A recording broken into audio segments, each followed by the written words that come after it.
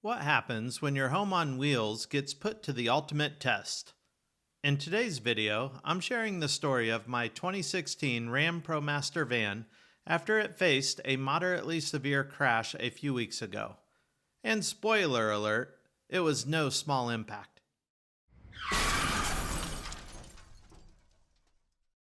Hey everyone, welcome back to my channel. I'm Jason, the van teacher. For those of you who are new here, this van was more than just a vehicle to me. It was my home, an adventure partner, and a carefully crafted project that I poured countless hours into. Today we're going to talk about something every van lifer dreads, how a van like this holds up in a moderately severe crash. Now let me start by saying the most important thing, no one was seriously hurt, which is the best outcome I could have asked for. Unfortunately, I do not have much footage right after the crash. So before we begin, let me give you a little more history about the van and where it is now. I purchased the van new in 2015 and completed the build in March of 2016. After driving over 100,000 miles, I sold the van in February of 2023 in order to purchase my current van. The new owner lives in California, and we have kept in touch since then. He let me know about the accident a few weeks ago. So even though I don't have a lot of post-crash footage, I still wanted to share this story with you. I'll walk you through what happened during the crash, describe the damage to both the van and the interior build, and talk about how the different components, like the bench seating, cabinetry, water tank, solar panels, and battery bank, held up under the stress. When designing the interior, I focused a lot on functionality, but safety was always a priority. And in a crash, that safety gets tested in a way you hope you never have to experience. The crash occurred during a chain reaction accident along the I-5 in Southern California. The van was traveling around 60 miles per hour when a truck crashed in front of it and spun into its lane. The van hit the truck and then hit the left side concrete barrier before coming to rest.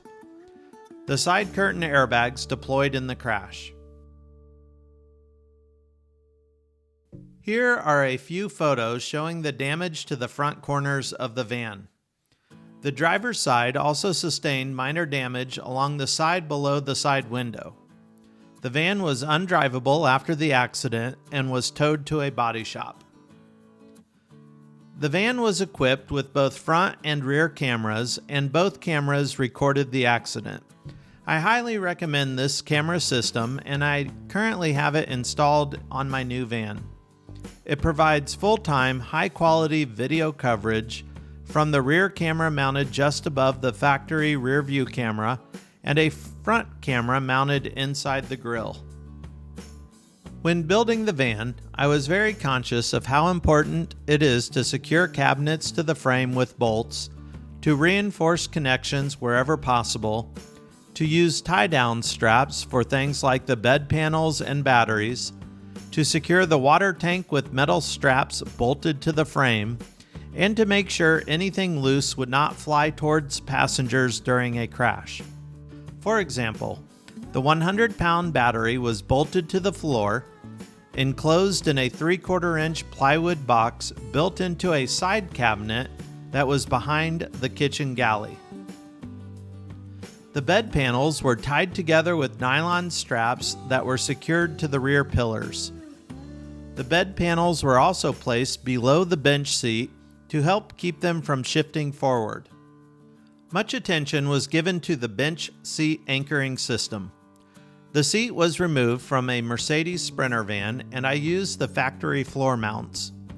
I bolted these mounts through the frame on the underside of the van. In addition, I placed a 1/4-inch steel plate across the underside of the beam to prevent the bolts from ripping through the frame. When the van's owner called me to tell me about the crash, the first thing he said was that every component stayed in place during the crash. Even the microwave, which was bolted to the countertop, stayed put. The electrical system, solar panels, freshwater system, and all of the cabinetry was undamaged. The bench seat was secure. Even though the accident was not severe, all aspects of the van conversion were unaffected. So when building your van, be sure to fasten as much of the cabinetry to the frame as possible using 1/4 inch to 1/2 inch bolts screwed into rivet nuts. Metal screws may not be sufficient for holding cabinets to the van's frame. In my new van, most of the cabinetry is framed with 80/20 aluminum and is bolted to the frame of the van. So there you have it, the story of how my van held up in a moderately severe crash. It's been an eye-opening experience to say the least. While I'm incredibly grateful that no one was seriously hurt, this crash taught me a lot about the importance of designing with safety in mind, not just convenience or aesthetics. If you would like to learn more about van conversions, check out my videos on electrical systems, including installing solar power DC to DC chargers, shore power, and choosing the right wire size. If you would like to know how much we spent on our van, check out my video on how much our 2023 Ram Promaster cost to build. Also, check out the links in the description below for more information on any of the products mentioned in this video. And if you found this video helpful, hit that like button, subscribe for more content, and share your thoughts and experiences in the comments below.